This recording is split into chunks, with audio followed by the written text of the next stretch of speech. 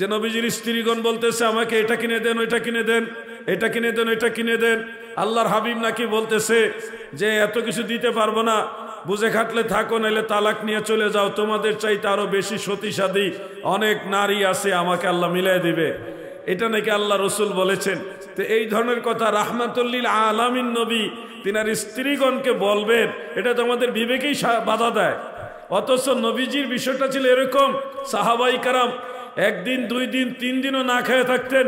নবীজির স্ত্রীগণ না খেয়ে থাকতেন, এরপরে পেটের ক্ষুধার যন্ত্রণায় কাতর হয়ে যেতেন, কিন্তু যখনই নবীজিকে দেখতেন তিনারা পেটের ক্ষুধার যন্ত্রণা ভুলে যাইতেন। কোথায় সুন্নি আলেমদের ওয়াজ, নবীজিকে দেখলে পেটের ক্ষুধার যন্ত্রণা মনে থাকতো না। আর সেখানে নবীজির স্ত্রীগণ না খাইতে নবীজিকে বিরক্ত হয়ে বলতেন যে এটা কিনে দেন, এটা দেন, এটা দেন না কেন, এটা পারেন না কেন, এই ধরনের কথা।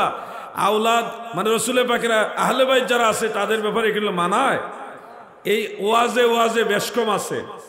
ওয়াজ শুনলেই হবে না, ওয়াজের পিছনে অথেন্টিক দলিল আদিল্লা থাকতে হবে। নির্ভরযোগ্য সোর্স যদি না থাকে তাহলে ওই ওয়াজ শোনার চেয়ে না শোনা ভালো। না হয় আপনার ইমানের মধ্যে হযবরল অবস্থা হয়ে যাবে, আপনি বিভ্রান্তির মধ্যে পড়বেন। এই মেরাজের রাত্রে আমার নবীজি 7 আসমান পার হয়ে সিদরাতুল মুনতাহা পর্যন্ত গিয়েছেন, এবং সিদরাতুল মুনতাহায় যাওয়ার পরে ফেরেশতা জিবরিল আমিন আলাইহিস সালাম বললেন, ইয়া রাসূলুল্লাহ, এই যে সিদরাতুল মুনতাহা এর সীমানার ওই দিকে আমার আর যাওয়ার কোনো ক্যাপাসিটি পাওয়ার নাই। যদি চুল পরিমাণ সামনে অগ্রসর হই তাহলে ওই পারে যে নূর আছে, এই নূরের তাজাল্লিতে, আল্লাহ তাআলার নূরের তাজাল্লিতে আমি জিবরিলের 650 নূরের পাখা জলে ছাই হয়ে যাবে। সুবহানাল্লাহ। আমি দেখলাম যারা গুস্তাকে রসুল, সুন্নি না, বাতিল, তারা এই বিষয়টা নিয়ে একটু সমালোচনা করেছে। মেরাজকে তারা প্রশ্নবিদ্ধ করে বিভিন্নভাবে। আমরা যে বলি এই কথাটা, এটার দলিল কি আজকে আপনাদের জানাও দরকার আছে। মাসাবিহুস সুন্নাহ, মহিউস সুন্নাহ, ইমাম বগবী রাহমাতুল্লাহ আলাইহির লেখা এই কিতাবটা মাসাবিহুস সুন্নাহ, সেই কিতাবে এই হাদিসটা উল্লেখ, এবং আলবানী, নাসিরউদ্দিন আলবানী পর্যন্ত এই হাদিসটাকে বিশুদ্ধ বলেছেন। এছাড়াও মুআজামুল কবীরের মধ্যে, মুসান্নাফ ইবনে আবি শাইবার মধ্যে আরো অনেকগুলো কিতাবে আমি এই হাদিসটা পেয়েছি। তারিখ ইবনে আসাকিরে কয়েকজন সাহাবী থেকে বর্ণিত কয়েকটা ঘটনার প্রেক্ষাপটে হযরতে জিবরিল আলাইহিস সালাম নবীজিকে বলেছেন। যেমন একবার নবীজি হযরতে জিবরিলকে জিজ্ঞাসা করলেন, ভাই জিবরিল, তুমি কি আল্লাহকে দেখেছো কিনা? জিবরিল কেঁপে উঠলেন এবং বললেন, ইয়া রাসূলুল্লাহ, নবী গো, আমি আল্লাহকে দেখার সেই সক্ষমতা নাই, বরং আমি সিদরাতুল মুনতাহায় অর্থাৎ আল্লাহ এবং আমি জিবরিলের মাঝে এক বর্ণনায় পেয়েছি 70টি নূরের পর্দা আছে, আর একটা বর্ণনায় পেয়েছি আল্লাহর হাবিব বলেছেন আল্লাহ এবং জিবরিলের মাঝে 70,000 নূরের বেশ কম আছে। জিবরিল আমিন বলে, আমি যদি একটা পর্দা এদিক সেদিক হয়, সামনে অগ্রসর হই, আল্লাহর নূরের তাজাল্লিতে আমি জিবরিলের সবগুলি পাখা ছাই হয়ে যাবে। এটা হলো একটা প্রেক্ষাপট।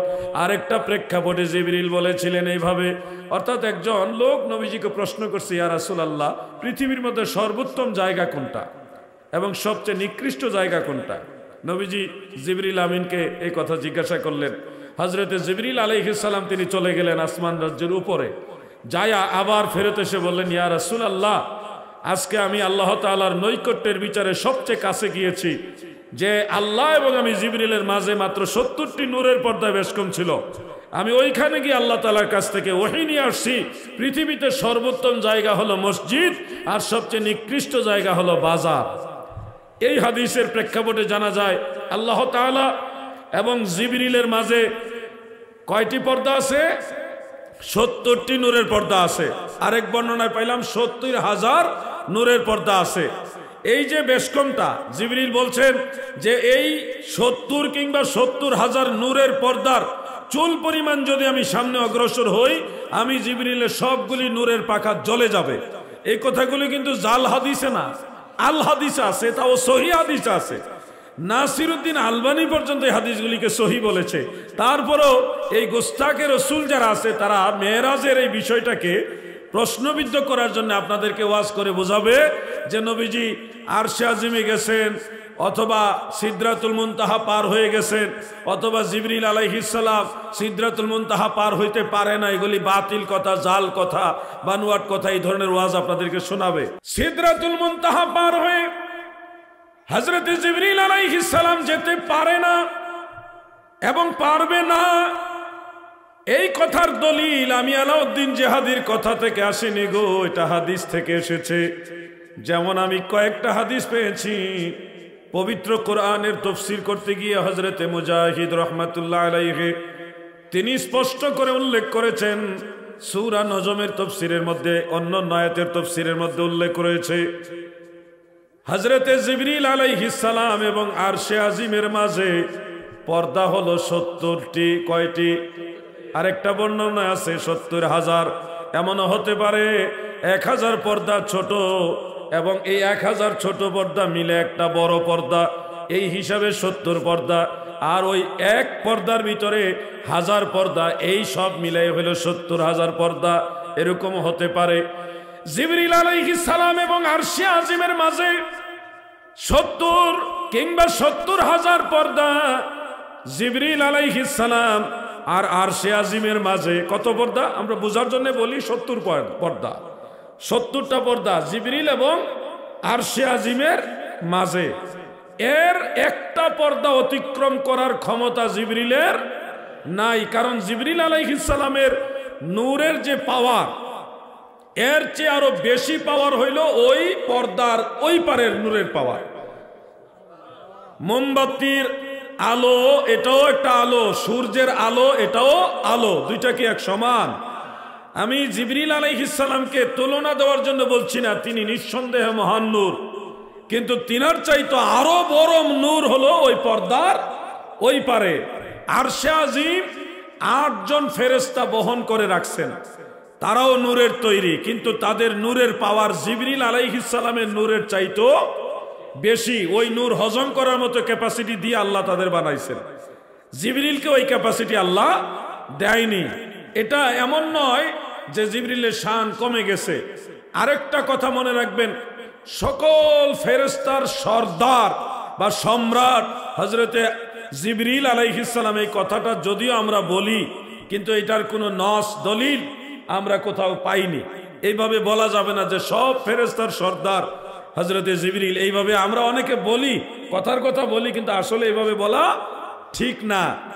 ভাই আমার বন্ধুরা, আমার মর্যাদাগত ভাবে হযরতে জিবরিল, হযরতে আজরাইল, হযরতে মিকাইল, হযরতে ইসরাফিল, ইনারা হলো ঊর্ধ্ব জগতের ফেরেশতা। আরো আছে রেদওয়ান ফেরেশতা আছে, মালিক ফেরেশতা আছে, এইভাবে আরো অনেক ফেরেশতা আছে, ওনাদের মর্যাদা আরো বড় বড়। কার মর্যাদা কতটুকু এটা আল্লাহ তাআলাই সবচেয়ে ভালো জানেন। আমরা কোন ফেরেশতাকে ছোট করে দেখব না। মেরাজের আলোচনায় এইটুকু আমরা বলতে পারি, 2 ধরনের হাদিস রয়েছে। এক হাদিসে স্পষ্ট উল্লেখ, জিবরিল আলাইহিস সালাম বলেছেন, আল্লাহ তাআলা বাইনি ওয়া বাইন আল্লাহ, আমি এবং আল্লাহ তাআলার মাঝে হলো 70 আলফা হিজাব, অর্থাৎ 70,000 পর্দা। আর অন্য বর্ণনা আছে শুধু 70টি পর্দা। এই যে আল্লাহ তাআলা এবং জিবরিলের মাঝে হলো 70টি পর্দা, আর আরশে আজিম এবং জিবরিলের মাঝে হলো 70টি পর্দা। এই 2টা হাদিস থেকে স্পষ্ট বোঝা যায় জিবরিল আলাইহিস সালাম সিদরাতুল মুনতাহা এখানে থাকে, এখান থেকে আরশে আজিমের গ্যাপ হলো 70 পর্দা। এই 70 পর্দা আর ওই 70 পর্দা দিয়ে বোঝা যায় জিবরিল সিদরাতুল মুনতাহা ক্রস করে যেতে পারে না। 2 হাদিস একসাথে করলে বোঝা যায়, কিন্তু যারা ধোঁকা দেয় তারা কোনো রেফারেন্স দেয় না। আফসোস হলো আমাদের এখানে যে একটা কিতাবের হাওলা দিয়ে তারা বলুক যে জিবরিল আলাইহিস সালাম সিদরাতুল মুনতাহার পরেও যাইতে পারে, একটা রেফারেন্স দিয়ে বলুক। আমরা তো হাদিস পাইলাম, তাও সহিহ হাদিস।